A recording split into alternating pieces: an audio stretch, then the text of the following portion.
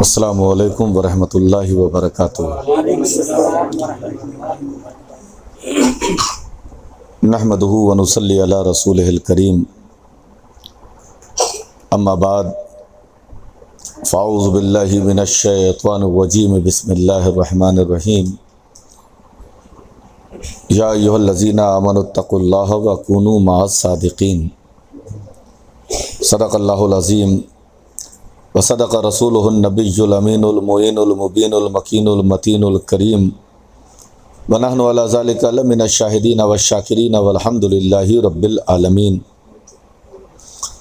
آئیے سب سے پہلے مل کر انتہائی عقیدت و احترام کے ساتھ بارگاہ رسالت پناہ میں ہدیہ درود پیش کریں۔ پڑھیے بآواز بلند، اللہم صلی علی سیدنا و شفیعنا نبینا قریبنا مولانا محمد وعلی آل سیدنا و مولانا محمد وبارک وسلم۔ صلاۃ و سلام علیکہ یا رسول اللہ صلی اللہ تعالی علیہ وسلم۔ ایک مرتبہ اور ہدیہ درود پیش کر لیں، اللہم صلی سیدنا و شفیعنا نبینا قریبنا مولانا محمد وعلی آل سیدنا و مولانا محمد وبارک وسلم۔ نبی اور آل نبی کی محبت میں پورا مجمع بآواز بلند ہدیہ درود پیش کرے، اللہم سیدنا و شفیعنا نبینا قریبنا مولانا محمد وعلی آل سیدنا و مولانا محمد وبارک وسلم۔ صلاۃ و سلام علیکہ یا رسول اللہ صلی اللہ تعالی علیہ وسلم۔ شاعر فرماتے ہیں،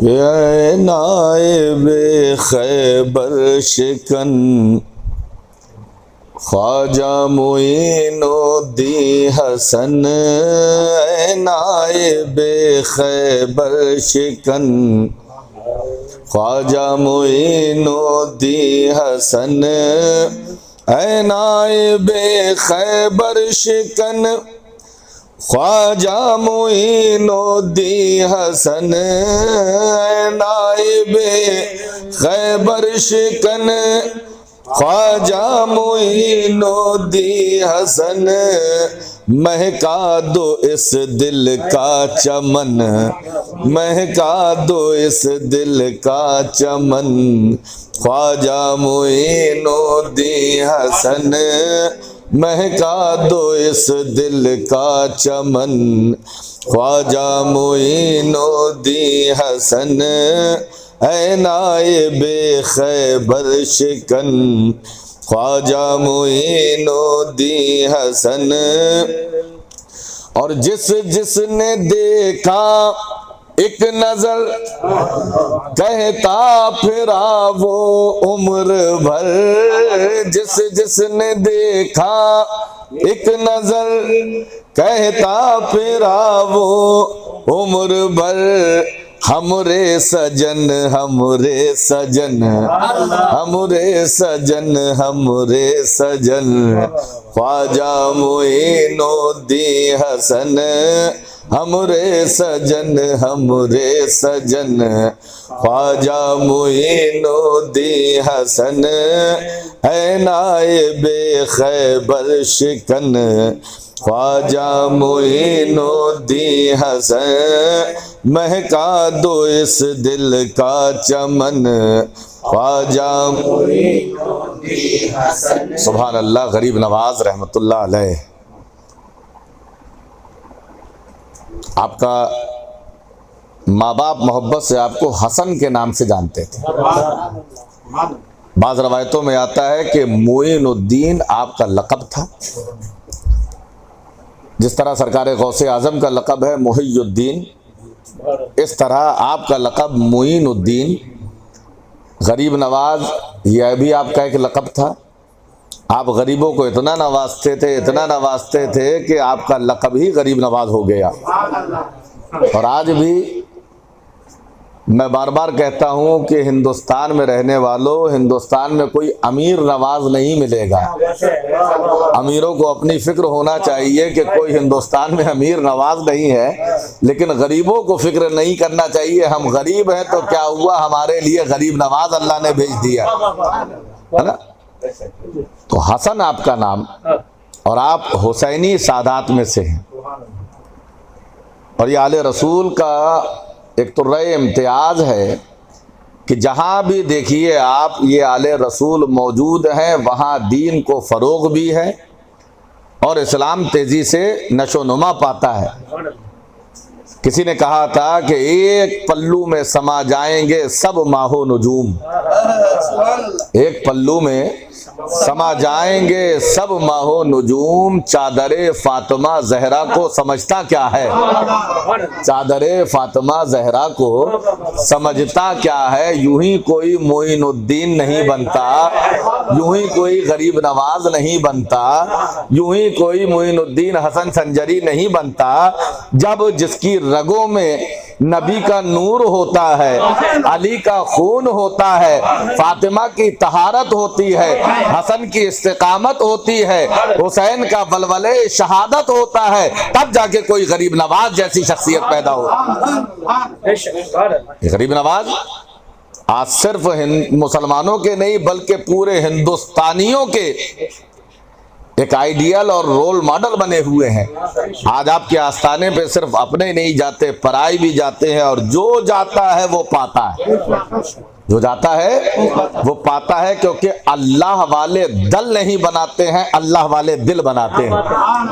دنیا والے دل بناتے ہیں، اللہ والے دل بناتے ہیں۔ دنیا والے دل بناتے ہیں، جب سارے دل مل جاتے ہیں تو دل دل ہو جاتا ہے۔ کیا ہو جاتا ہے؟ ہاں، اور جو دلدل میں گیا وہ گیا۔ لیکن اللہ والے دل نہیں بناتے، اللہ والے دل بناتے ہیں۔ جب دل بناتے ہیں تو خدا کے سامنے جھکنا سکھاتے ہیں، جب دل بناتے ہیں تو عاجزی انکساری سکھاتے ہیں، جب دل بناتے ہیں تو دل کو منور کر دیتے ہیں، جب دل بناتے ہیں تو دل کو ایسا آئینہ بنا دیتے ہیں کہ معاملہ یہ ہو جاتا ہے کہ دل میں رہتی ہے صدا تصویر یار، دل میں رہتی ہے صدا تصویر یار، جب ذرا گردن جھکائی دیکھ لی، دل میں رہتی ہے صدا تصویر یار، جب ذرا گردن جھکائی دیکھ لی۔ ہمارا معاملہ تو یہ ہے، ہمارا خدا ہم سے قریب ہے کہ نہیں؟ اللہ تعالیٰ ارشاد فرماتا ہے کہ ہم شاہ رگ سے بھی زیادہ قریب ہے، نانو اقرب الیہ من حبل الورید۔ کس کی شاہ رگ سے؟ سب کی شاہ رگ سے۔ لیکن جب محبوب کی بات آتی ہے تو قرآن میں اللہ ارشاد فرماتا ہے النبی اولا بالمؤمنین من انفسہم، کہ نبی مومنوں کی جان سے زیادہ قریب ہیں۔ اس سے زیادہ قریب ہیں؟ جان سے زیادہ قریب ہیں۔ اب غور کیجئے، اتنے قریب ہمارا پیغمبر ہم سے ہے۔ کچھ لوگ کہتے ہیں نہیں بہت دور ہیں، دور ہیں، دور ہیں۔ آپ جھگڑنے کی ضرورت نہیں ہے، کہیے گا بھائی تم دور کہتے ہو، تمہیں دور مبارک، ہم قریب مانتے ہیں، ہم کو قرب مبارک۔ اور اللہ نے قرآن میں یہ کون فرمایا ہے کہ النبی اولا بالناس، کہ نبی لوگوں کی جان سے زیادہ قریب ہے، بلکہ کیا ہے؟ بالمؤمنین، مومنوں کی جان سے زیادہ قریب ہے۔ اب جو ایمان والا ہوگا، اب جو مومن ہوگا، نبی اس کی جان سے زیادہ قریب ہوگا، تبھی تو مومن کہتا ہے الصلاۃ والسلام علیک یا رسول اللہ۔ تو نبی مومنوں کی جان سے زیادہ قریب ہیں۔ اب کہنے والا کہتا ہے اتنے قریب ہیں تو دکھتے کیوں نہیں ہیں؟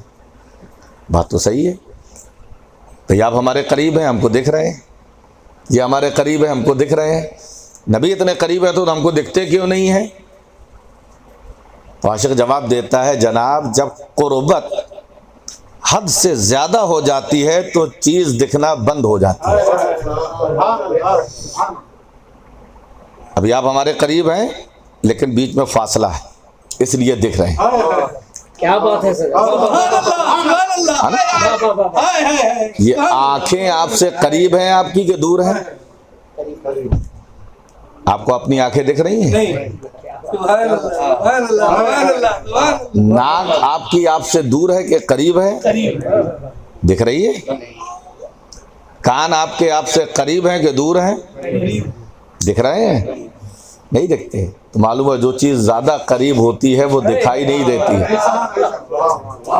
لیکن ایک صاحب کہنے لگے حضرت ہم دیکھ سکتے ہیں۔ ہم نے کہا کیسے دیکھ سکتے ہو؟ کہا آئینے کے سامنے کھڑے ہو جائیں گے تو اپنی آنکھوں کو بھی دیکھ لیں گے، اپنی ناک کو بھی دیکھ لیں گے، اپنے کان کو بھی دیکھ لیں گے، اپنے چہرے کو بھی دیکھ لیں گے۔ ہم نے کہا یہی صوفیوں کا طریقہ ہوتا ہے کہ دل کو عبادات و ریاضات کے ذریعے سے ایسا آئینہ بنا لیتے ہیں کہ قریب کی چیز نظر آنے لگتی ہے۔ جب آدمی توجہ کرتا ہے تو دل کے آئینے میں جلوہ رسول اللہ بھی نظر آ جاتا ہے، جلوہ پیر و مرشد بھی نظر آ جاتا ہے۔ اور جب یہ منظر، جب یہ مشق ہوتی رہتی ہے تو پہلے مرشد کا جلوہ بستا ہے، پھر پیر کا جلوہ بستا ہے، پھر اس کے بعد پیرانے پیر تک پہنچتا ہے آدمی، پھر آگے چل کر مولا علی کا جلوہ بھی اسی میں نظر آتا ہے، سرکار کا جلوہ بھی نظر آتا ہے۔ اور میرے آقا کی شان یہ ہے من رانی فقط را الحق، تو آپ دل کے آئینے میں جلوہ خدا بھی نظر آ جاتا ہے۔ تبھی حضور شہید ملت فرماتے ہیں ذکر خدا سے آئینہ دل کو بنائیں گے، ذکر خدا سے آئینہ دل کو بنائیں گے، اس آئینے میں پیر کا نقشہ جمائیں گے، ہم دست بستہ سامنے مرشد کے جائیں گے، چومیں گے ہاتھ، قدموں سے آنکھیں لگائیں گے، اور محشر میں ہم شفیع دو عالم کے سامنے غوث الورا کے جھنڈے کے ہمراہ جائیں گے۔